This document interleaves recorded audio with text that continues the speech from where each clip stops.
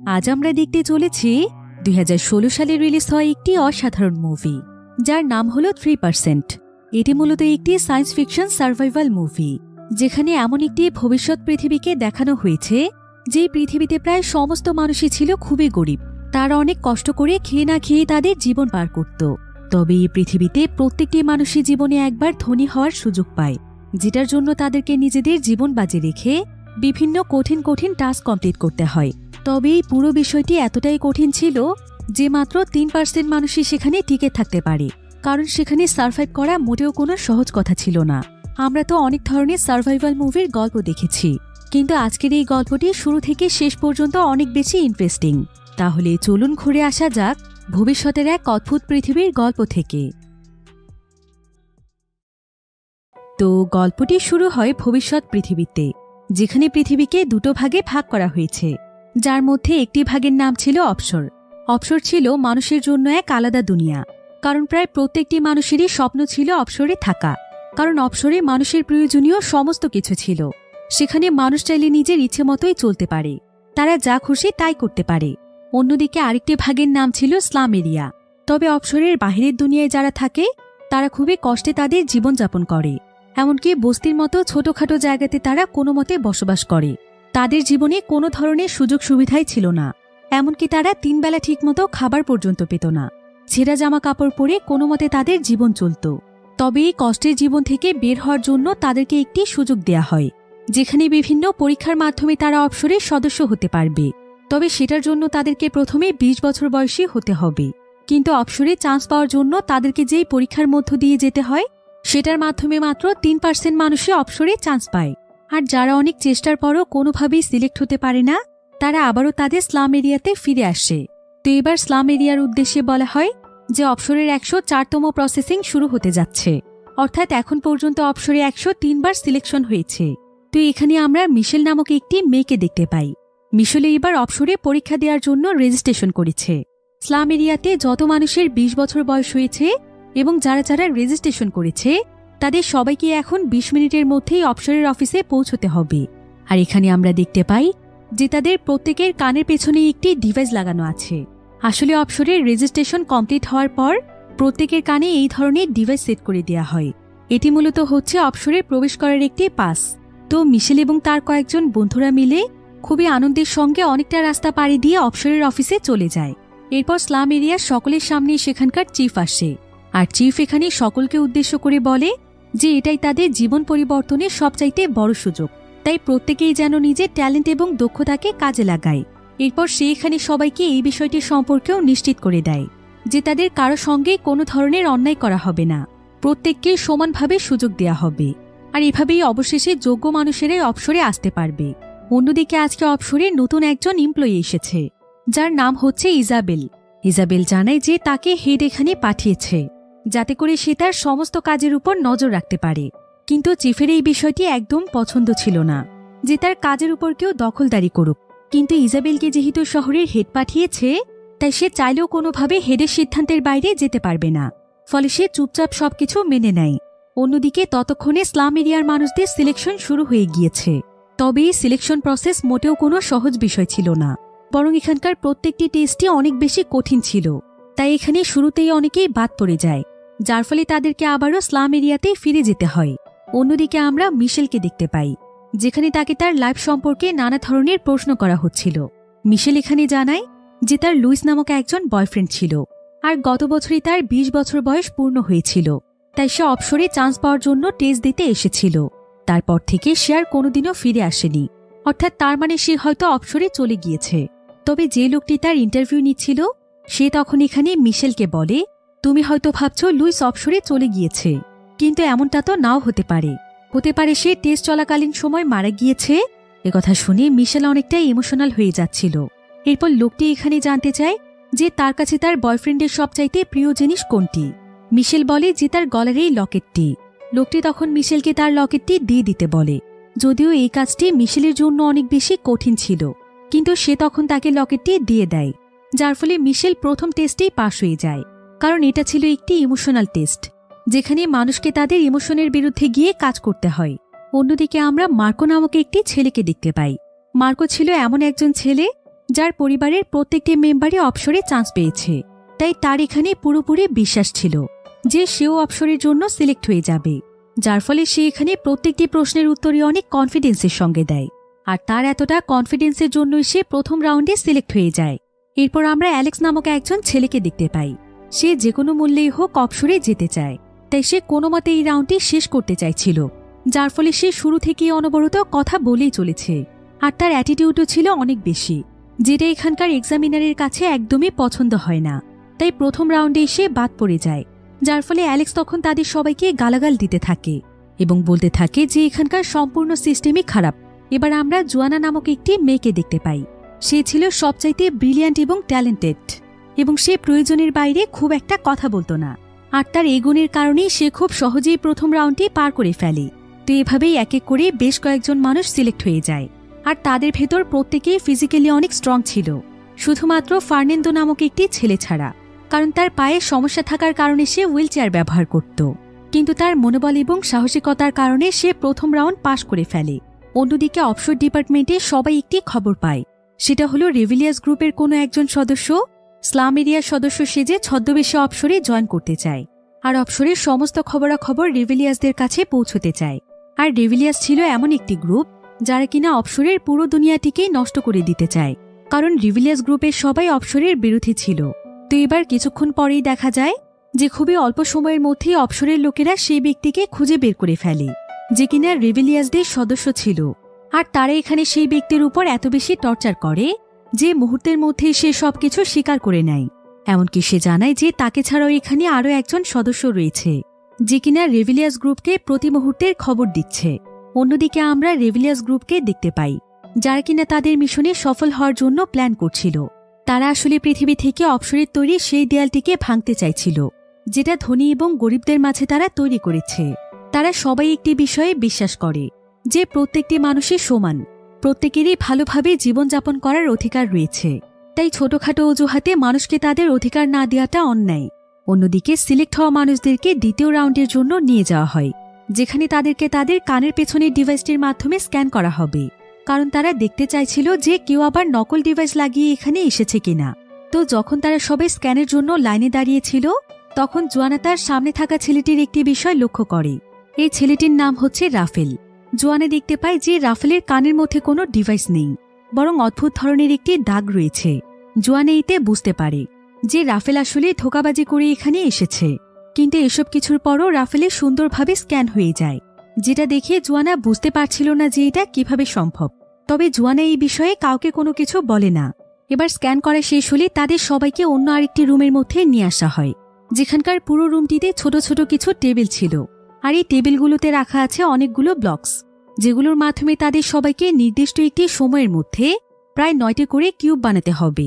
আর এটার জন্য তাদের হাতে সময় থাকবে 10 মিনিট। সময় শুরু হওয়ার সাথে সাথেই সবাই কিউব বানাতে ব্যস্ত হয়ে পড়ে। কিন্তু ফার্নান্দোর পায়ে সমস্যার জন্য সে দাঁড়াতে না পারার কারণে সে অনেক চেষ্টা করেও ব্লকগুলোর কাছে পৌঁছতে পারছিল না। তাই মিশেল তখন তাকে অনেকগুলো ব্লকস দিয়ে সাহায্য করে। এদিকে সবাই যত তাড়াতাড়ি সম্ভব কিউব বানাচ্ছিল। তবে একদম শেষ সময়ে দেখা যায় যে মিশেল শুধুমাত্র 8টি কিউবই বানাতে পেরেছে, কারণ সে ফার্নান্দোকে সাহায্য করে সময় নষ্ট করেছিল। তবে ফার্নান্দো এখানে খুবই অল্প সময়ের মধ্যেই তাকে একটি কিউব বানিয়ে দেয়। এতে করে মিশেল এবং ফার্নান্দোর বন্ডিং অনেক ভালো হয়ে যায়। অন্যদিকে একদম শেষ সময়ে এসে দেখা যায় যে রাফেল এখন পর্যন্ত 8টি কিউব বানাতে পেরেছে। তাই সে তার পাশে থাকা পার্টিসিপেন্টের কাছ থেকে একটি কিউব চুরি করে নিয়ে নেয়। আর তখনই সময় শেষ হয়ে যায়। এভাবেই সে চিটিং করে সেকেন্ড রাউন্ডের জন্য কোয়ালিফাই হয়ে যায়। কিন্তু তার চিটিংয়ের কারণে সবাই তাকে অনেক গালাগাল দিচ্ছিল। এমনকি এখানে সবাই মিলে তাকে প্রচণ্ড মারধরও করে, যার ফলে তার শরীরের অবস্থাও একদম খারাপ হয়ে যায়। আর তার এত খারাপ অবস্থা দেখে সকলেই তখন মন খারাপ করে আর চিন্তা করে যে তাদের এই কাজটি করা একদমই ঠিক হয়নি। তো এমন সময় রাফেলের কাছে জোয়ানা আসে। আর জোয়ানা এখানে রাফেলকে বলে, আমি কিন্তু তোমার ব্যাপারে সবকিছু জানি, যে তুমি নকল রেজিস্ট্রেশনের মাধ্যমে এখানে এসেছো। আর যদি তুমি এমনটা না করো তাহলে তোমার ব্যাপারে আমি অথরিটিকে সবকিছু জানিয়ে দেব। অন্যদিকে আমরা ইজাবেলকে দেখতে পাই, যে কিনা চিফের কাজগুলো চেক করতে এসেছে। ইজাবেল আসলে সবসময় চিফের কাজের ভুল ধরতে চায়। সে চায় যেভাবেই হোক চিফকে তার পদ থেকে সরিয়ে দিতে, যাতে করে তার জায়গা সে দখল করতে পারে। অন্যদিকে আমরা মিশেল এবং তার একজন বান্ধবীকে দেখতে পাই, যাদের উপর অবসরের অথরিটির সন্দেহ তৈরি হয়েছে যে তারা রেভিলিয়াস গ্রুপের লোক। তাই অবসরের কয়েকজন এমপ্লয়ি এসে তাদেরকে তাদের সঙ্গে করে নিয়ে যায় আর তাদেরকে জিজ্ঞাসা করে যে তাদের দুজনের মধ্যে কে রেভিলিয়াস গ্রুপের সদস্য। আর এই বিষয়টি যদি তাদের দুজনের মধ্যে কেউই স্বীকার না করে তাহলে এখানে তাদের দুজনকেই মরতে হবে। এই বলেই সেখানকার সেই এমপ্লয়ি উঠে চলে যায়। আর এই সুযোগে মিশেল এখানে তার বান্ধবীকে বলে, আমাদেরকে যেভাবেই হোক এই মহিলাকে মারতে হবে, তা না হলে সে আমাদের দুজনকেই মেরে ফেলবে। তো এবার সেই এমপ্লয়ি যখন আবারও সেখানে আসে ঠিক তখনই মিশেলের বান্ধবী তার উপর আক্রমণ করে, কিন্তু মিশেল নিজে এমনটা করে না, যার ফলে মিশেলের বান্ধবীকে এখানে মেরে ফেলা হয়। তাই অথরিটি মনে করে যে সেই হয়তো রেভিলিয়াসের সদস্য, কিন্তু এখানে আমরা জানতে পারি যে আসলে রেভিলিয়াসের সদস্য হচ্ছে মিশেল নিজে, আর সে কোনো এক উদ্দেশ্য নিয়ে অবসরে এসেছে। তো এখানে মিশেলকে থার্ড রাউন্ডের জন্য পাঠিয়ে দেয়া হয়, কিন্তু তার জন্যই যেহেতু তার বান্ধবী মারা গিয়েছে তাই মিশেল এখানে প্রচণ্ড কাঁদছিল। আর এখানে আমরা মিশেলের আরও একটি সিক্রেট সম্পর্কে জানতে পারি, সেটা হলো মিশেল লুইস নামক তার যে বয়ফ্রেন্ডের কথা বলেছিল সে ছেলেটি আসলে তার বয়ফ্রেন্ড ছিল না, বরং সে ছিল মিশেলের ভাই, যে কিনা অবসরে আসার পর আর কোনোদিনও মিশেল তার খবর পায়নি।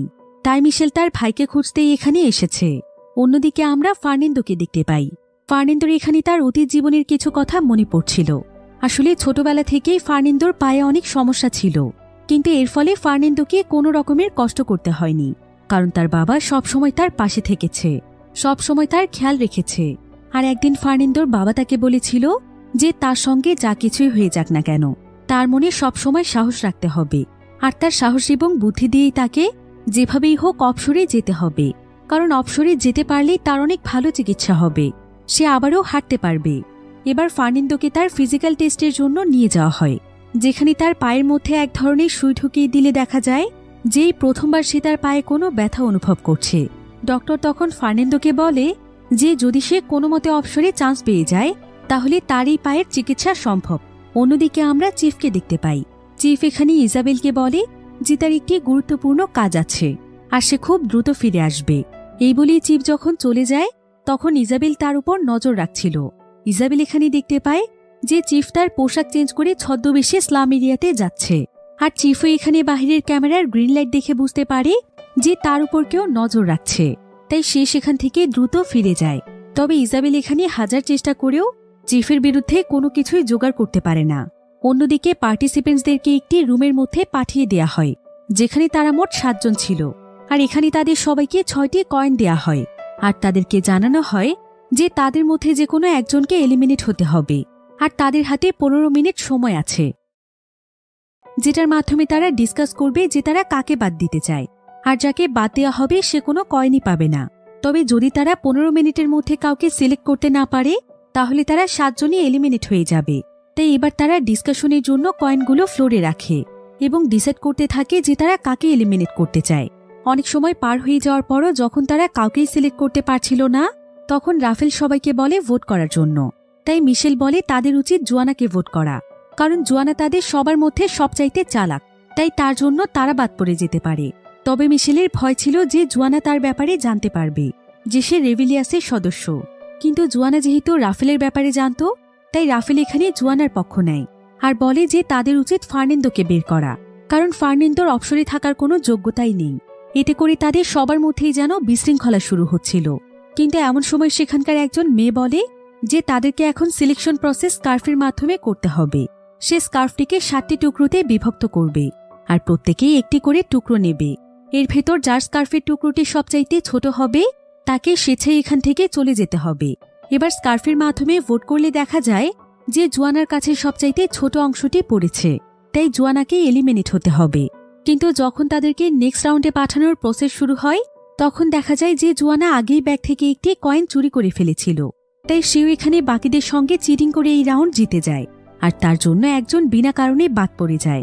এরপর তারা সবাই যখন সেই কয়েনটিকে একটি ডিভাইসে ইনসার্ট করে তখন তারা প্রত্যেকেই একটি করে ড্রিঙ্কস পায়। তবে জোয়ানা এখানে তার কয়েনটি রেখে দিয়েছিল, কারণ সে তার প্রয়োজন মতো কয়েনটিকে ইউজ করতে চায়। আর এখানে জোয়ানার তার অতীত জীবনের কথা মনে পড়ে যায়, যেখানে তাকে তার প্রতিবেশীরা অনেক অত্যাচার করত, তাকে মারধর করে তার খাবার নিয়ে যেত। অন্যদিকে ইজাবেলের সঙ্গে অবসরের কাউন্সিলর যোগাযোগ করে, যার নাম হচ্ছে ম্যাথিউস। তো ম্যাথিউস এখানে ইজাবেলকে বলে যে সে যেন সবসময় চিফের দিকে নজর রাখে, কারণ সেও চিফকে নিচে নামাতে চায়। অন্যদিকে পার্টিসিপেন্টসদেরকে এখন একটি জায়গাতে দাঁড় করিয়ে রাখা হয়েছিল, কারণ এখন তাদেরকে পরের রাউন্ডে নিয়ে যাওয়া হবে। এবার অপসরের একজন এমপ্লয়ি তাদেরকে জানায় যে তাদেরকে এখন 5 মিনিটের মধ্যে একটি টানেল ক্রস করতে হবে। তো পরের রাউন্ডে প্রবেশ করার পর তারা সেখানে অন্ধকার একটি রুম দেখতে পায়, যেখানে একটি টাইমারে কাউন্টডাউন চলছিল। আর সেখানে এমন একটি লাইট ব্লিঙ্ক করছিল যেটার জন্য তারা প্রত্যেকেই হ্যালোসিনেট হয়ে তাদের টাস্কের দিকে খেয়াল রাখতে পারছিল না। আর কিছুক্ষণের মধ্যে সেখানে ভয়ানক একটি গ্যাস রিলিজ করে দেয়া হয়, অর্থাৎ দ্রুত তারা এই টানেল থেকে বের হতে না পারলে তাদের সবাইকে এখানেই মরতে হবে। তবে এখানে প্রত্যেকেই হ্যালোসিনেট হয়ে ফ্রিজ হয়ে গিয়েছিল, শুধুমাত্র জোয়ানা বাদে। জোয়ানা চালাকি করে দ্রুত সেই টাইমারের কাছে চলে যায়, আর সেখানে সে 6টি হাতের প্রিন্ট দেখে বুঝতে পারে যে তাদের প্রত্যেকের হাতে এই প্রিন্টের মধ্যে রাখতে হবে, তবেই হয়তো এখানকার দরজা খুলবে। তবে এখানে তো কারোই কোনো সেন্স ছিল না, তাই জোয়ানা অনেক কষ্ট করে তাদের প্রত্যেকেই দরজাটির সামনে নিয়ে আসে। আর সে কোনো মতে সেখানে প্রত্যেকের হাত সেট করে দেয়। আর সবাই যখন একসঙ্গে প্রিন্টগুলোতে হাত দেয় তখন টাইম শেষ হওয়ার মাত্র কয়েক সেকেন্ড আগেই দরজাটি খুলে যায়। এরপর পরের স্টেজে এসে তারা দেখতে পায় যে সেখানে তাদের প্রত্যেকের জন্য একটি করে বেড রয়েছে। আর তারা সবাই যেহেতু অনেক বেশি ক্লান্ত ছিল, তাই তারা সেই বেডে শুয়ে বিশ্রাম নিতে শুরু করে। অন্যদিকে ফার্নান্দো এবং মিশেল একে অপরের সঙ্গে গল্প করছিল। আর কথা বলতে বলতে তারা দুজনই একে অপরের অনেক কাছে চলে আসে, কারণ তারা দুজনই দুজনকে পছন্দ করতে শুরু করেছিল। অন্যদিকে জোয়ানা এখানে তার অতীতের একটি ফ্ল্যাশব্যাক দেখতে পায়, যেখানে সে তার নিজের সুরক্ষার জন্য লুকিয়ে লুকিয়ে একজন মানুষের বাড়িতে প্রবেশ করেছিল, যাতে করে সে সেই বাড়ি থেকে একটি গান চুরি করতে পারে। এরপর সে সেই বাড়িতে প্রবেশ করে যখন সেই গানটি চুরি করছিল, ঠিক তখনই সে কোনো একজন মানুষের আওয়াজ শুনে অনেক ভয় পেয়ে যায়। আর সে কোনো কিছু বুঝে ওঠার আগেই ভুল করে তার হাত দিয়ে গানটি প্রেস হয়ে যায়, যার ফলে একটি গুলি গিয়ে লাগে ছোট্ট একটি বাচ্চার গায়ে। ফলে সঙ্গে সঙ্গে বাচ্চাটি মারা যায়। জোয়ানা আজ পর্যন্ত এই বিষয়টি কোনোদিনও ভুলতে পারেনি। সেই ঘটনার পর থেকে তার নিজের প্রতি নিজের অনেক ঘৃণা তৈরি হয়েছিল, তাই প্রায় সময় সেই বাচ্চাটির স্মৃতি তার চোখের সামনে ভেসে ওঠে। অন্যদিকে আমরা চিফকে দেখতে পাই, যে কিনা কম্পিউটারের মধ্যে একটি অ্যালার্ট দেখতে পায়। এরপর সিসিটিভি ফুটেজ চেক করে সে বুঝতে পারে যে স্লাম এরিয়ার ছোট্ট একটি বাচ্চা তাদের অপসরের অফিসে প্রবেশ করছে, যেটা দেখে সে দ্রুত সেই বাচ্চাটির কাছে চলে যায়। এই বাচ্চাটির নাম হচ্ছে অগস্টো। অগস্টো এখানে চিফকে জানায় যে তার অনেক খিদে পেয়েছে, তাই সে সহ্য করতে না পেরে এখানে চলে এসেছে। এবার চিফ এখানে অগস্টোর যত বেশি সিসিটিভি ফুটেজ ছিল সেই সমস্ত ফুটেজগুলো আগে ডিলিট করে দেয়। এরপর সে অগস্টোকে তার সঙ্গে করে তার বাড়িতে নিয়ে যায়, আর সে তাকে অনেক ভালো ভালো খাবার খেতে দেয়। এবং সে এখানে তাকে বলে যে সে অনেকবার চেষ্টা করেছে তাকে দেখতে যাওয়ার জন্য, কিন্তু কোনোভাবেই সে পারেনি। তবে অগস্টো যেন এভাবে করে কোনোদিনও এখানে না আসে, কারণ এতে করে তার অনেক বড় বিপদ ঘটতে পারে। অর্থাৎ চিফের সঙ্গে অগস্টোর কোনো না কোনো সম্পর্ক রয়েছে।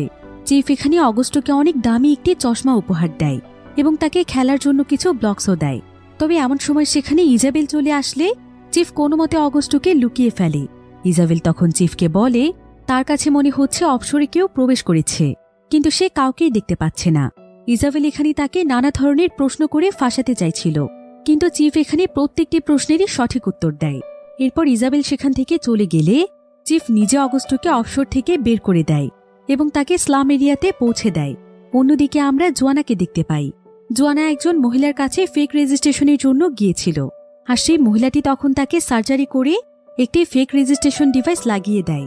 আর এই ডিভাইসটি যেই মেয়েটির ছিল সেই মেয়েটির নামই ছিল জোয়ানা, তাই সে তখন তার নিজের নামে জোয়ানা রেখে দেয়। তবে সার্জারি থেকে ওঠার পর সেই মহিলাটি তাকে বলে যে সে অনেক খারাপ একজন মানুষ, কারণ সে জানতে পেরেছে যে সে একটি বাচ্চাকে খুন করেছে। তাই মহিলাটি তখন জোয়ানাকে অপমান করে সেখান থেকে বের করে দেয়। জোয়ানা এসব কথা ভাবতে ভাবতে অনেক মন খারাপ করছিল।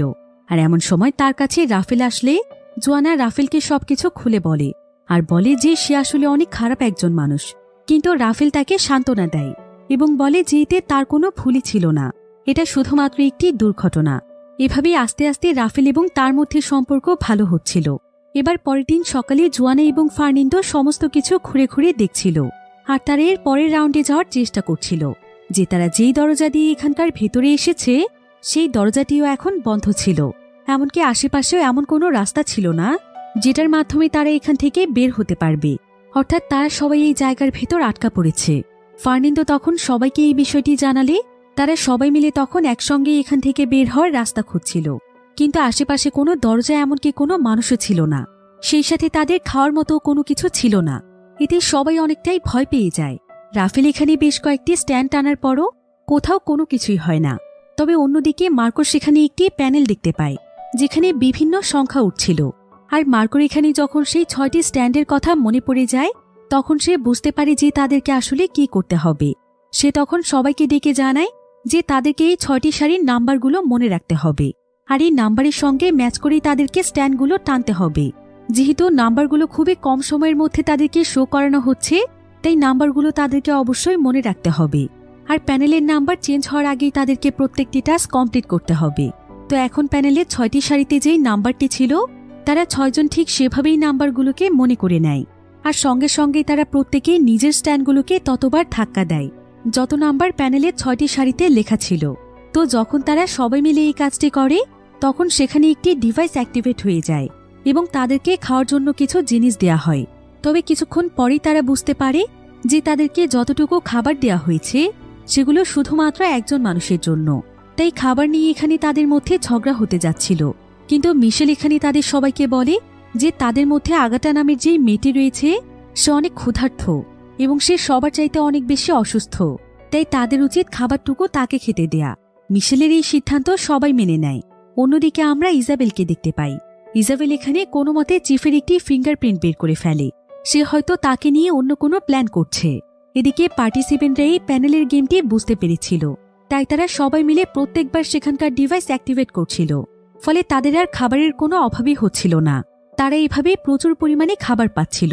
তবে সেই স্ট্যান্ডটিকে বারবার টানতে অনেক শক্তির প্রয়োজন ছিল, তাই সবাই এতে অনেক বেশি ক্লান্ত হয়ে পড়ে। কিন্তু তারপরও সবাই মিলেমিশে একসঙ্গে কাজ করছিল, যার ফলে এখান থেকে কারো ডিসকোয়ালিফাই হওয়ার কোনো চান্সই ছিল না। অন্যদিকে চিফ সমস্ত পার্টিসিপেন্টদের উপর নজর রাখছিল, আর সেখানে তাদের সিচুয়েশন দেখে অথরিটিকে বলে যে এই গেমের মধ্যে কিছু চেঞ্জ আনতে, কারণ এই পার্টিসিপেন্টরা অনেক বেশি ট্যালেন্টেড, তাই তাদের জন্য টাস্ক আরও কঠিন করতে হবে। তো এবার পরের দিন দেখা যায় যে সকাল থেকে যখন তারা নাম্বারগুলোর পাজল সলভ করছিল তখন 10 বার সঠিকভাবে কাজ করার পরও কোনো খাবারই আসে না। তাই সবাই অনেক বেশি ক্লান্ত হয়ে সেখান থেকে চলে যাচ্ছিল। কিন্তু মার্কো তাদের সবাইকে হাল ছাড়তে নিষেধ করে। সে সবাইকে একসঙ্গে কাজ করতে বলে, কিন্তু মার্কোর কথা কেউ শোনে না। সবাই সেখান থেকে তাদের বিছানায় চলে যায়। কিন্তু কিছুক্ষণ পর দেখা যায় যে আগাটা একাই অনেক সময় ধরে স্ট্যান্ডগুলোকে টানছিল, যার ফলে হঠাৎ করে সেখানে অনেকগুলো খাবার এসে পড়ে, আর সবাই তখন খাবার খাওয়ার জন্য ঝাঁপিয়ে পড়ে। এবার মার্কো এখানে সবাইকে বলে যে এই রাউন্ডের সমস্ত টেস্ট হয়তো চেঞ্জ করা হয়েছে, তাই তাদেরকে এখন অন্য কোনো উপায় খুঁজে বের করতে হবে যাতে করে দ্রুত তারা এই স্টেজ পার করতে পারে। এরপর তারা সবাই মিলে সেখানে বিছানার কিছু অংশ ভেঙে ফেলে, আর সেগুলোর মাধ্যমে যে জায়গা দিয়ে তাদের জন্য খাবার আসছিল অনেক কষ্ট করে তারা সেই জায়গাটির কিছুটা অংশ খুলতে সক্ষম হয়। তবে এই দরজাটি স্প্রিং দিয়ে আটকানো ছিল, আর এটা যে কোনো সময় তাদের উপর পড়লে তারা মারাও যেতে পারে। কিন্তু রাফেল তখন সাহস করে ভেতরে যায়, আর সে সেখানে আরও একটি বন্ধ দরজা দেখতে পায়। এরপর সে এটা সবাইকে জানালে সবাই মন খারাপ করে ফিরে আসে। তবে তাদের কাছে এখন কোনো খাবারও ছিল না। কিন্তু এমন সময় মার্কো তাদের সবাইকে জানায় যে তাদের মধ্যে একজন অনেক খাবার নিজের কাছে লুকিয়ে রেখেছে। তাই তারা সবাই মিলে ছেলেটির কাছে খাবার চাইতে যায়, কিন্তু ছেলেটি তাদের কাউকে কোনো খাবার দিতে চাইছিল না। তাই মার্কো তখন তার অবস্থা একদম খারাপ করে দেয়, যার ফলে ছেলেটি তখন খাবার দিতে রাজি হয়। এরপর মার্কো সমস্ত জায়গাতে তল্লাশি করে আরও অনেকেরই বিছানার নিচে খাবার খুঁজে পায়। এখানে আমরা মার্কোর একটি ফ্ল্যাশব্যাক দেখতে পাই। মার্কো আসলে একজন সোলজার ছিল, আর তার পরিবার অনেক বছর আগেই তাকে ছেড়ে অবসরে চলে এসেছিল। এরপর সে যখন অবসরে আসে তখন সে তার প্রেগনেন্ট ওয়াইফকে রেখে আসে। অন্যদিকে আমরা জোয়ানাকে দেখতে পাই। জোয়ানা এখানে দেখে যে আগাটা অসুস্থ হয়ে এখানে পড়ে আছে। সে তখন আগাটার জুতোগুলো নিয়ে নেয়, আর সেখানে চিমনির মতো একটি জায়গা ছিল যেখান দিয়ে তাদেরকে জুস দেওয়া হতো। তাই জোয়ানা একাই তখন সেই চিমনির মতো জায়গাটি দিয়ে উপরের দিকে যেতে থাকে। কিন্তু একদম উপরে চলে আসার পর সে দেখতে পায় যে সেখানে চিফ দাঁড়িয়ে আছে। চিফ তখন জোয়ানাকে তার কাছে ডাকে, আর সে জোয়ানাকে বলে যে সে জোয়ানার উপর শুরু থেকেই নজর রাখছে। জোয়ানার ট্যালেন্ট তাকে মুগ্ধ করেছে, তাই জোয়ানা অবসরে গেলে নিশ্চয়ই ভালো কিছু করতে পারবে। চিফ এখানে আরও জানায় যে বাকি পার্টিসিপেন্টরা 50% রাউন্ড কমপ্লিট করে ফেলেছে, তবে তাদের এখনও আরও অনেক পরীক্ষা দেওয়ার বাকি, কারণ পৃথিবীতে সার্ভাইভ করা এতটা সহজ নয়। এবার তারা দুজন মিলে সেখানে দাঁড়িয়ে বাকিদের পরিস্থিতি দেখছিল, যেখানে মিশেল, ফার্নান্দো এবং বাকিরা মিলে একটি ব্যারিকেড তৈরি করে। অন্যদিকে মার্কো তার নিজের একটি গ্যাং তৈরি করে ফেলেছিল, আর সে একের পর এক সকলের জিনিসপত্র তল্লাশি করে নিয়ে নিচ্ছিল। এতে করে একজন মহিলার সঙ্গে তার ঝগড়া শুরু হলে মার্কো রাগ করে তার মাথার মধ্যে অনেক জোরে একটি আঘাত করে, রাফায়েল এতে প্রচণ্ড রেগে যায়, আর সে দেখতে পায় যে মেয়েটি এখানে মারা গিয়েছে। তাই সে তখন মার্কোকে মারতেই যাবে, কিন্তু মার্কোর গ্যাং তখন উল্টো তাকেই মারতে আসে। তাই রাফেল তখন দৌড়ে সোজা সেই ব্যারিকেডের কাছে চলে আসে, যেখানে অনেকে ভয়ে আশ্রয় নিয়েছিল। যদিও প্রথমে তাকে কেউ ব্যারিকেডের এপাশে আসতে দিতে চাইছিল না, কিন্তু রাফেল এখানে মিশেলের কানে কিছু একটা বলে, ফলে মিশেল তখন তাকে ব্যারিকেডের ভেতর আসতে দেয়। অন্যদিকে চিফ জোয়ানাকে বলে যে তাকে এখন আবারও পার্টিসিপেন্টসদের কাছে ফিরে যেতে হবে, আর বাকি টাস্কগুলো তাকে কমপ্লিট করতে হবে এবং প্রমাণ করতে হবে যে সে আসলেই অবসরে থাকার যোগ্য। অন্যদিকে মার্কো এবং তার গ্যাংরা বাকিদেরকে মারার জন্য ছুটে আসে।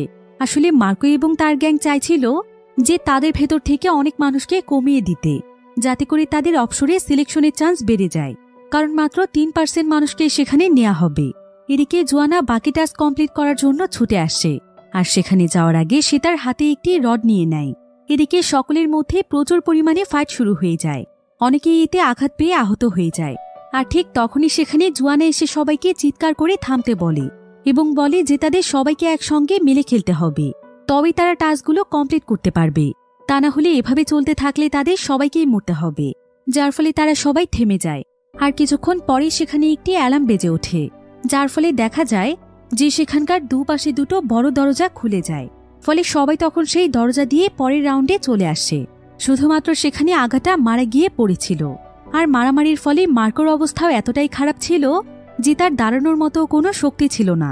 তারপরও সে কোনো মতে সেই দরজার কাছে আসে, কিন্তু ততক্ষণে সময় শেষ হয়ে যাওয়ায় দরজাটি বন্ধ হয়ে গেলেই মার্কো সেখানেই আটকা পড়ে যায়। এদিকে বাকি পার্টিসিপেন্টরা যখন পরের রাউন্ডের জন্য যাচ্ছিল, তখন রাফেল এখানে তার অতীতের একটি ফ্ল্যাশব্যাক দেখতে পায়। রাফেল আসলে একবার অবসরে চান্স পাওয়ার জন্য অংশগ্রহণ করেছিল, কিন্তু সে কোনোভাবেই পাশ করতে পারেনি। আর এবছর মূলত তার ভাইয়ের আসার কথা ছিল, কিন্তু রাফেল একদিন চালাকি করে তার ভাইকে অ্যালকোহল দিয়ে দেয়, আর সে তার ভাইয়ের রেজিস্ট্রেশন ডিভাইসটি চুরি করে নিয়ে নেয়। আর তার ভাইয়ের পরিবর্তে এবার সেই এখানে চলে আসে।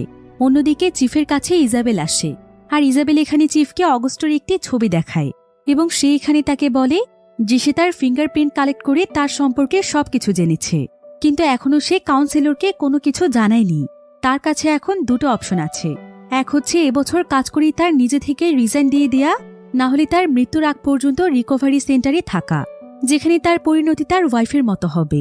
একথা বলতেই চিফের তার ওয়াইফের কথা মনে পড়ে যায়। তার ওয়াইফের নাম ছিল জুলিয়া।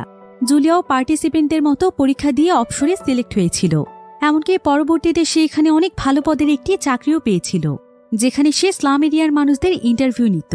তো একদিন যখন একটি মেয়ে তার কাছে ইন্টারভিউ দিতে আসে, তখন সে সেই মেয়েটিকে রিজেক্ট করে দেয়, কারণ তার ছোট্ট একটি বাচ্চা রয়েছে।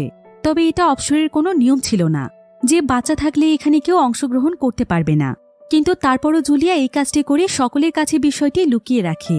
এরপর থেকে জুলিয়া এই কাজটি বারবার করছিল, তাদের প্রত্যেককেই জুলিয়া প্রথম রাউন্ডেই রিজেক্ট করে দিচ্ছিল। এভাবেই একদিন একজন পার্টিসিপেন্ট যখন তার কাছে অনেক অনুরোধ করছিল যে তার অবসরে থাকার সমস্ত যোগ্যতা রয়েছে, তখন জুলিয়া তার কোনো কথাই শুনতে চাইছিল না, আর তার সঙ্গে বেশি জোরাজুরি করায় জুলিয়া তাকে আঘাত করে বসে। তবে পরবর্তীতে জুলিয়া এতে নিজেই কষ্ট পেয়েছিল। এরপর এই বিষয়টি সকলের কাছে জানাজানি হয়ে গেলে জুলিয়া চিফকে জানায় যে তার মানসিক অবস্থা ভালো নয়। সে নিজেও জানে না যে সে পার্টিসিপেন্টদের সঙ্গে কেন এমন করছে। তো এভাবেই প্রায় বেশ কয়েক মাস সময় পার হয়ে যায়। জুলিয়া মাঝে মধ্যে অগস্টর ছবি বের করে দেখত। এদিকে একদিন যখন চিফ তার কাজে ব্যস্ত ছিল, তখন জুলিয়া সিকিউরিটি রুমে এসে অগস্টর অ্যাড্রেস বের করার চেষ্টা করছিল। আর রাতের বেলা যখন সে কম্পিউটার চেক করে, তখন সে দেখতে পায় যে জুলিয়া সেই অগস্ট নামের ছেলেটির ভিডিও 127 বার দেখেছে। এরপর চিফ তখন জুলিয়াকে বুঝিয়ে তার কাছে সত্যটা জানতে চায়। জুলিয়া এতে সেখানে কাঁদতে শুরু করে, আর সে চিফকে জানায় যে অগস্ট আসলে হচ্ছে তার ছেলে। সে অবসরে লাক্সারিয়াস জীবন পাওয়ার জন্য তার ছেলেকে ফেলেই এখানে চলে এসেছিল, কিন্তু সে এখন তার ভুল বুঝতে পেরেছে। যাদের সন্তান রয়েছে সে তাদেরকে অবসরে আসতেই দিত না, আর এখন তার অনেক বেশি আফসোস হচ্ছে। সে বুঝতে পেরেছে যে তার সন্তানের সঙ্গে সে কতটা অন্যায় করেছে, তাই সে আবারও স্লাম এরিয়াতে তার সন্তানের কাছে ফিরতে চায়। কিন্তু চিফ তাকে এমনটা করতে নিষেধ করে। সে তার সন্তানের এখানে আসা পর্যন্ত অপেক্ষা করতে বলে, কারণ জুলিয়া যদি একবার স্লাম এরিয়াতে আবারও চলে যায় তাহলে সে আর কোনোদিনও অবসরে আসতে পারবে না। কিন্তু তারপরও একদিন জুলিয়া স্লাম এরিয়াতে যাওয়ার জন্য বেরিয়ে পড়ে, যেটা চিফ জানতে পেরে দৌড়ে গিয়ে তাকে আটকায় এবং তাকে জোর করে অবসরে আবারও নিয়ে আসে।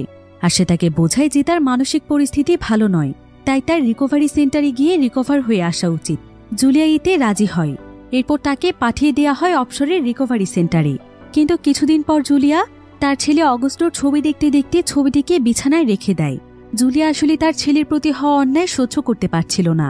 তার করা পাপের জন্য তার অনেক কষ্ট হচ্ছিল, তাই সে সেদিন পানিতে ডুবে নিজেই নিজেকে শেষ করে দেয়। আর চিপ যখন এটা জানতে পারে তখন সে তার জীবনে সবচাইতে বেশি কষ্ট পায়। তাই জুলিয়ার শেষ স্মৃতিকে তার কাছে আগলে রাখার জন্য সে একদিন ছদ্মবেশে অগস্টোর কাছে যায় এবং প্রায় সময় সে অগস্টোকে দেখে আসে। আর সে অগস্টোকে জানায় যে সে অগস্টের বাবা। এবার আমরা আবারও বর্তমান সময়কে দেখতে পাই, যেখানে রাফেল মিশেলের সঙ্গে লুকিয়ে লুকিয়ে কথা বলছিল। আর রাফেল যে মিশেলের কানে কানে কি কথা বলেছিল সেটা আমরা এখানে জানতে পারি। রাফেল এখানে মিশেলকে বলে সে খুব ভালো করেই জানে যে মিশেল হচ্ছে রেভিলিয়াস গ্রুপের সদস্য, কারণ রাফেল নিজেও রেভিলিয়াস গ্রুপের সদস্য ছিল। আর সে মিশেলের একটি ছবি রেভিলিয়াসদের হেডকোয়ার্টারে দেখেছিল। এখন তারা দুজনে এই বিষয়টি সিক্রেট রেখে পরের রাউন্ডের জন্য চলে যায়। সেখানে প্রত্যেকের জন্যই আলাদা আলাদা রুম ছিল, যেখানে তারা সবাই নিজেদের পরিবারের ছবি দেখতে পায়। আর ছবিটি যখন সেখান থেকে সরে যায় তখন তারা তাদের সামনে তাদের পরিবারের একজন করে সদস্যকে দেখতে পায়। আর ফার্নান্দোর সঙ্গে দেখা করতে তার বাবা এসেছে। ফার্নান্দোর বাবা এখানে ফার্নান্দোকে বলে যে এটা হচ্ছে তোমাদের জন্য এখন আরও একটি টাস্ক। অথরিটি আমাদেরকে বলেছে যে আমরা যদি কোনোভাবে তোমাকে গিভ আপ করাতে পারি তবে তোমাকে আমি এখান থেকে আবারও স্লাম এরিয়াতে ফিরিয়ে নিয়ে যেতে পারবো। আর তার বিনিময়ে যাওয়ার সময় তারা আমাদেরকে টাকা দেবে, যেটা নিয়ে আমাদেরকে সারা জীবন স্লাম এরিয়াতেই থাকতে হবে। এসব কথা শুনে ফার্নান্দো গিভ আপ করতে রাজি হয়ে যায়, কারণ অবসরে থাকার জন্য এত মানুষের মৃত্যু দেখে তার এখানে একদমই থাকতে ইচ্ছে করছিল না। কিন্তু তার বাবা তাকে গিভ আপ করতে নিষেধ করে, কারণ অবসরে যেতে পারলেই তার পা ঠিক হবে, সে সুন্দর একটি জীবন পাবে।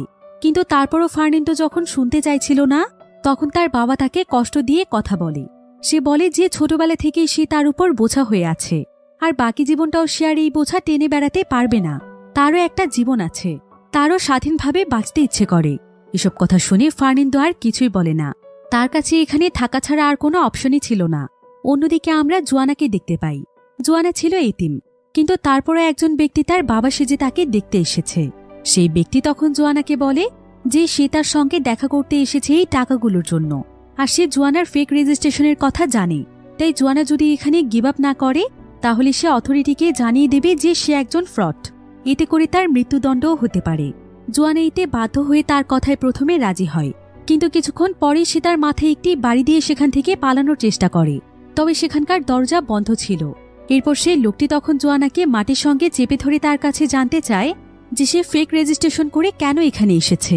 জোয়ানা তখন বলে যে স্লাম এরিয়াতে থাকতে তার অনেক কষ্ট হচ্ছিল, তাই যেভাবেই হোক সে অবসরে যেতে চায়। একথা শুনে লোকটি তখন তাকে জানায় যে তাকে আসলে জোয়ানার কাছে চিফ পাঠিয়েছে, কারণ চিফ অলরেডি তার ফেক রেজিস্ট্রেশনের কথা জেনে গিয়েছিল। তাই সে শিওর হতে চাইছিল যে জোয়ানা রেভিলিয়াসদের লোক কিনা। আর জোয়ানা যেহেতু সবার চাইতে অনেক বেশি ট্যালেন্টেড ছিল তাই ফেক রেজিস্ট্রেশন হওয়া সত্ত্বেও চিফ তাকে কিছুই বলে না। অন্যদিকে মিশেলেরও কেউ ছিল না, তাই অথরিটির একজন লোক এখানে মিশেলকে জানায় যে তার কাছে 30 মিনিটের মতো সময় আছে, সে চাইলে গিভ আপ করে টাকা নিয়ে চলে যেতে পারে। এই বলেই লোকটি চলে যাওয়ার পর মিশেল একটি গ্লাসে পানি ঢালছিল, তবে এখানে ভুল করে কয়েনের সেই বক্সটি ভেঙে যায়। এমন সময় অথরিটির লোকটি সেখানে আসলে মিশেল বলে যে কয়েনগুলো তো ফেক কয়েন। অথরিটি বলে হ্যাঁ, এটাও গেমেরই একটি অংশ। মিশেল তখন বলে যে সে গিভ আপ করবে না। অন্যদিকে রাফায়েলের পরিবার তাকে গিভ আপ করতে বলছিল, কারণ তাদের টাকার অনেক প্রয়োজন। কিন্তু রাফায়েল কোনোভাবেই গিভ আপ করতে চাইছিল না। তখন তার মা তাকে বলে যে সে আর কোনোদিনও ভাবতে চায় না যে রাফায়েল তার সন্তান, কারণ রাফায়েল নিজের পরিবারকেই ধোঁকা দিয়েছে, নিজের ভাইকে ধোঁকা দিয়ে এখানে এসেছে।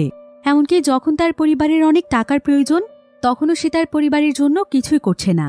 তাই রাফায়েলের পরিবার তখন তাকে ত্যায্য করে দিয়ে চলে যায়। এবার দেখা যায় যে অনেক পার্টিসিপেন্টই টাকা নিয়ে গিভ আপ করে চলে গিয়েছে। অন্যদিকে চিফ কোনো মতে ছদ্মবেশে অগস্টোর কাছে যায়, আর সে অগস্টোকে একটি কিউব এবং কিছু টাকা পয়সা দিয়ে বলে যে সে আর চাইলেও কোনোদিন তার কাছে আসতে পারবে না। যতদিন পর্যন্ত তার 20 বছর বয়স না হয়ে যাচ্ছে ততদিন পর্যন্ত তার নিজের দেখাশোনা নিজেকেই করতে হবে। এই বলেই সে অগস্টোকে বিদায় জানিয়ে চিরদিনের মতো চলে আসে। এবার অবসরের অথরিটিরা একটি মিটিং ডাকে। সেখানে অ্যানাউন্সমেন্ট করা হয় যে পার্টিসিপেন্টদের মধ্যে এখন ফার্স্ট পজিশনে আছে জোয়ানা, তাই জোয়ানাকে পরের রাউন্ডে আর কোনো টেস্ট দিতে হবে না। আর সেকেন্ড পজিশনে আছে মিশেল, তাই মিশেলকে এখানে খুব সুন্দর একটি ড্রেস দেয়া হয় এবং তাকে পরবর্তী রাউন্ডের জন্য একটি মিশন দেয়া হয়। তাকে বলা হয় যে একজন দম্পতিকে কনভিন্স করতে হবে যাতে করে তারা তাদের ছোট মেয়েকে অবসরে পাঠায়। মিশেল তখন সেখানে গিয়ে দেখতে পায় যে সেই দম্পতি আসলে আগাটার মা বাবা। আগাটার মৃত্যুর কথা জানতে পেরে তারা তাদের ছোট মেয়েকে এখানে দিতেই চাইছিল না, তাই তাদেরকে কনভিন্স করার মিশনটি মিশেলকে দেয়া হয়েছে। তো মিশেল তখন তাদেরকে অনেক সাহস নিয়ে বলে যে তাদের উচিত আগাটার বোন ব্রুনাকেও এখানে আসতে দেয়া, যেটা শুনে আগাটার বাবা প্রচণ্ড রেগে যায় আর সে মিশেলকে মেরেই ফেলতে চাইছিল। কিন্তু মিশেল এখানে তাদেরকে বোঝায় আর সে কাঁদতে কাঁদতে বলে, আপনি কি জানেন বহু বছর আগে আমার ভাইও এখানে এসেছিল আর সেও এই টেস্টগুলোতে মারা গিয়েছে, কিন্তু তারপরও কি করার আছে?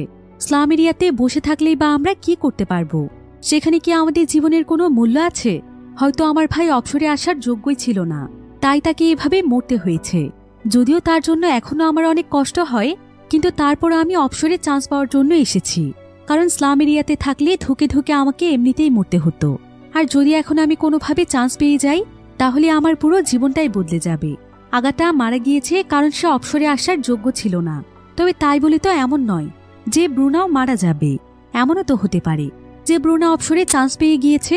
এসব কথা শুনে আগাটার মা বাবা তখন ব্রুনাকে দিতে রাজি হয়ে যায়, যার ফলে মিশেল এই রাউন্ডটি পাশ করে ফেলে। অন্যদিকে ফার্নিন্দোকে কিছু গ্রাফ সলভ করতে দেয়া হয়, যেগুলো ছিল খুবই বুদ্ধির কাজ। তবে ফার্নিন্দো অনেক ট্যালেন্টেড হওয়ার কারণে সে খুব সহজেই গ্রাফগুলোকে সলভ করে ফেলে, তাই পরের রাউন্ডের জন্য সে সিলেক্টেড হয়ে যায়।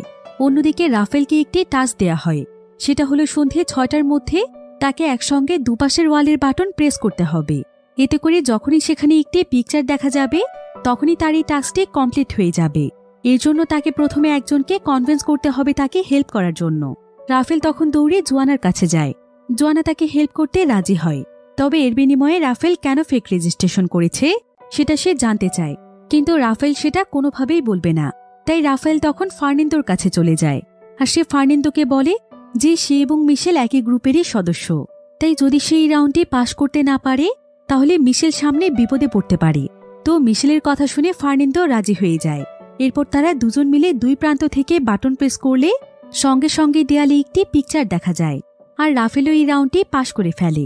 অন্যদিকে মিশেল তার রুমে গিয়ে একটি কাচের টুকরোর সাহায্যে তার শরীরের ভেতর থেকে একটি ট্যাবলেট বের করে, আর এই ট্যাবলেটটি তাকে রেভিলিয়াস গ্রুপের লিডার দিয়েছিল অবসরে এসে এখানকার দায়িত্বে থাকা প্রধান মানুষদেরকে মেরে ফেলার জন্য, কারণ এটা করতে পারলেই তারা অবসরের সমস্ত সিস্টেমকে পাল্টে দিতে পারবে। তো আজকে অবসরে যারা সিলেক্ট হয়েছে তাদেরকে নিয়ে একটি পার্টির আয়োজন করা হয়েছিল। মিশেল তখন সেই ট্যাবলেটটি নিয়ে সেখানে যায় আর সে চিফকে ধন্যবাদ জানিয়ে জড়িয়ে ধরে, কিন্তু এই সুযোগে সে চিফের ড্রিঙ্কসের মধ্যে ট্যাবলেটটি মিশিয়ে দেয়। তবে কিছুক্ষণ পর দেখা যায় যে সেই ড্রিঙ্কসটি পান করে ফেলে অবসরের সাধারণ একজন মানুষ, ফলে সঙ্গে সঙ্গে সে মারা যায়। মিশেলের এতে অনেক খারাপ লাগছিল, কিন্তু এই ঘটনার ফলে চিফ বুঝতে পেরেছিল যে তাকে এখানে কেউ মারতে চাইছে। তাই সে সিসিটিভি ফুটেজ চেক করে, যেখানে দেখা যাচ্ছে যে ড্রিঙ্কসটি তাকে এলিজাবেথ এনে দিয়েছে। আসলে মিশেল খুবই সূক্ষ্মভাবে ট্যাবলেটটি মিশিয়েছিল, যার ফলে সেটা সিসিটিভি ক্যামেরায় দেখা যায়নি। তাই চিফ তখন অথরিটিকে ইজাবেলের ব্যাপারে জানায় যে ইজাবেল তাকে মারতে চাইছে, কারণ ইজাবেল তো এমনিতেই তাকে অনেকদিন ধরে ব্ল্যাকমেইল করছিল। তাই ইজাবেলকে অথরিটি নিতে আসে। ইজাবেল এতে অনেক ভয় পেয়ে যায়, আর ইজাবেল স্বীকার করে যে একটি বিষয় সত্যি, যে সে চিফের জায়গাটি নিজে দখল করতে চাইছিল। তাই সে তার বিরুদ্ধে অনেক কিছুই করেছে, কিন্তু কোনো মানুষকে বিষ খাইয়ে মারার মতো মানুষ সে নয়। তবে কেউ এখানে ইজাবেলের কথা বিশ্বাস করে না, তাকে সঙ্গে সঙ্গে অবসর থেকে বের করে দেয়া হয়। অন্যদিকে রাফেল মিশেলকে জানায় যে সে ফার্নিন্দোকে সবকিছু বলে দিয়েছে, যে তারা দুজন রেভিলিয়াস গ্রুপের সদস্য। তাই মিশেল সঙ্গে সঙ্গে ফার্নিন্দোর সঙ্গে কথা বলতে যায়। ফার্নিন্দো তখন মিশেলকে জানায় যে মিশেল যেই গ্রুপেরই সদস্য হোক না কেন এতে তার কোনো কিছুই যায় আসে না, সে শুধুমাত্র মিশেলকে চায়। মিশেল এতে অনেক খুশি হয়, কারণ এই প্রথমবার তাকে কেউ মন থেকে ভালোবেসেছে। এবার পরের দিন রাফায়েলো ড্রিঙ্কসে ট্যাবলেট মেশানোর সুযোগ খুঁজছিল, কিন্তু ঠিক তখনই সেখানে চিফ এবং অথরিটির লোকেরা চলে আসে, যার ফলে রাফায়েল ভয় পেয়ে গিয়ে সেখানেই ট্যাবলেটটি ফেলে দেয়। এবার সেদিন রাতের বেলা তাদের সবাইকে আলাদা আলাদা রুম দেয়া হয়, কিন্তু অন্যদিকে চিফ যখন সেখানে সবকিছু পর্যবেক্ষণ করতে আসে তখন সে পার্টিসিপেন্টদের রুমের সামনে সেই বিষাক্ত ক্যাপসুলটি খুঁজে পায়। এতে সে বুঝতে পারে যে এর সঙ্গে এলিজাবেথ জড়িত ছিল না, বরং পার্টিসিপেন্টদের মধ্যে কেউ একজন তাকে মারতে চাইছে। তো এবার পরের দিন সকালে তারা সবাই যখন ঘুম থেকে ওঠে তখন রাফায়েল, ফার্নিন্দো এবং জোয়ানে দেখতে পায় যে তাদের রুমের মধ্যে একটি স্ক্রিনে তাদেরকে শুভেচ্ছা জানানো হয়েছে, কারণ তারা এখন অবসরের জন্য পুরোপুরিভাবে সিলেক্টেড। এখন থেকে তারা অবসরের সদস্য, যেটা জানতে পেরে তারা সবাই অনেক খুশি হয়ে যায়। আর ফার্নান্দো খুশিতে তাড়াতাড়ি করে মিশেলকে এটা জানাতে যাচ্ছিল, কিন্তু যাওয়ার পথে তাকে জানানো হয় যে মিশেল নাকি গতকালই বাদ পড়ে গিয়েছে। মিশেল আর কখনোই অবসরে আসতে পারবে না।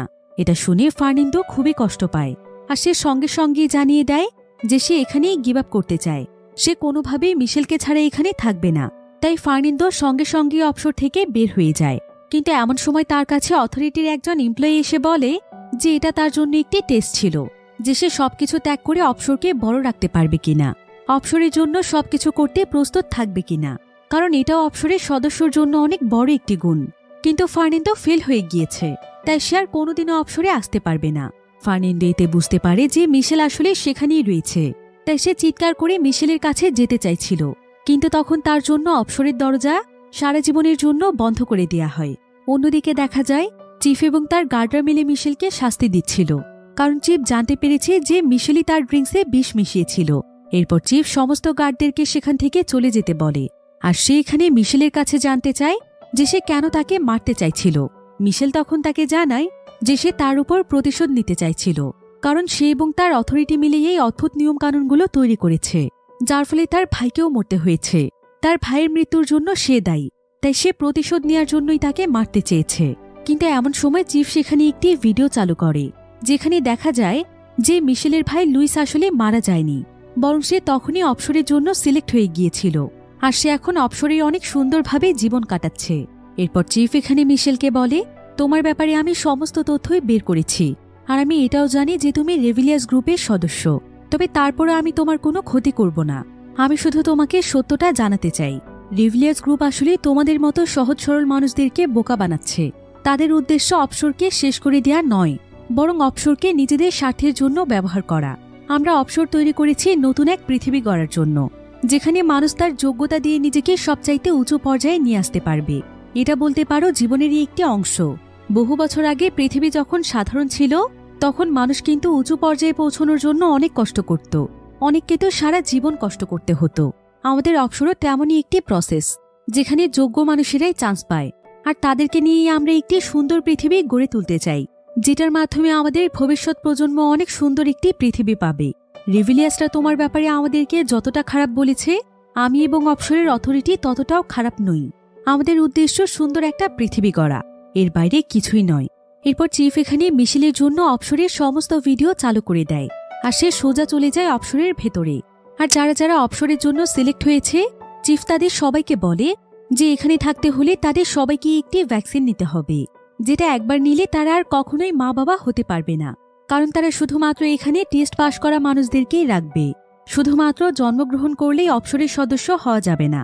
আর এই বিষয়টি যারা মানতে পারবে না, তারা চাইলে এখনও তাদের স্লাম এরিয়াতে ফিরে যেতে পারে। যদিও এখান থেকে অনেকেই ফিরে যায়, কিন্তু রাফায়েল ভ্যাকসিন নিয়ে নেয়। এরপর চিফ চলে যায় সোজা মিশেলের কাছে, আর মিশেলকে সমস্ত ভিডিও দেখানোর পর চিফ তার কাছে জানতে চায় যে সে অবসরে থাকতে চায় কিনা। যদি সে সত্যি অবসরে থাকতে চায়, তাহলে তাকে রেভিলিয়াস গ্রুপ থেকে বেরিয়ে আসতে হবে, কাজ করতে হবে শুধুমাত্র অবসরের জন্য। এখন অবসরের ভেতরে মানুষের এত সুন্দর জীবন দেখে মিশেল বুঝতে পারে যে অবসর আসলে ততটাও খারাপ কোনো সিস্টেম নয়, তাই সে তার জীবনে অবসরকেই বেছে নেয়। আর সে জোয়ানাকে বলে যে এখন তাকে তার সর্বশেষ পরীক্ষাটি দিতে হবে। এই বলেই সে তাকে একটি ভিডিও দেখায়, যেখানে একজন ব্যক্তি জোয়ানাকে মেরে তার কাছ থেকে তার খাবার নিয়ে নিয়েছিল। তাই চিফ এখানে জোয়ানাকে বলে যে তার সামনে একটি বাটন আছে, সেই বাটনটি প্রেস করলে সেই ব্যক্তিকে তারা মেরে ফেলবে, কারণ অবসরে থাকতে হলে প্রত্যেকটি মানুষের মধ্যেই প্রতিশোধ নেওয়ার মতো যোগ্যতা থাকতে হবে, তবেই সে অবসরে থাকতে পারবে। তো জোয়ানার তো বহু বছরের স্বপ্ন ছিল অবসরে থাকা, তাই সে অনেক চিন্তা ভাবনা করে বাটনটি প্রেস করতেই যাচ্ছিল। কিন্তু এমন সময় তার বিবেক তাকে বাধা দেয়, আর সে বলে যে সে অবসরে থাকার জন্য কাউকে মারতে পারবে না। সেই ব্যক্তি শুধুমাত্র তার খাবার নিয়েছিল, এর বিনিময়ে সে তাকে কিভাবে মেরে ফেলবে। একথা শুনে চিফ তখন তাকে বলে, তুমি এতটা বোকা আমি আগে জানতাম না, তুমি এই সামান্য টাস্কের জন্য তোমার অবসরে যাওয়ার সুযোগ হারিয়ে ফেলেছ। জোয়ানা তখন তাকে বলে, আমি অবসরে যাওয়ার সুযোগ হারিয়েছি, কিন্তু আমার মনুষ্যত্ব না। এই বলেই জোয়ানা সেখান থেকে বেরিয়ে যায়, আর বাহিরে তখনও ফার্নান্দো ছিল। জোয়ানা তখন ফার্নান্দোর সাথে স্লাম এরিয়াতে ফিরে আসে, আর মিশেল চলে যায় অবসরে তার ভাইয়ের সঙ্গে দেখা করতে। সে এবং ফার্নান্দো সারা জীবনের জন্য আলাদা হয়ে যায়, আর এখানেই এই গল্পটি শেষ হয়ে যায়। তো এটা ছিল নেটফ্লিক্সের সবচাইতে আলোচিত সিরিজগুলোর মধ্যে একটি সিরিজ, যেটার প্রথম সিজনের সমস্ত এপিসোড আমি একসঙ্গে এক্সপ্লেন করে দিয়েছি।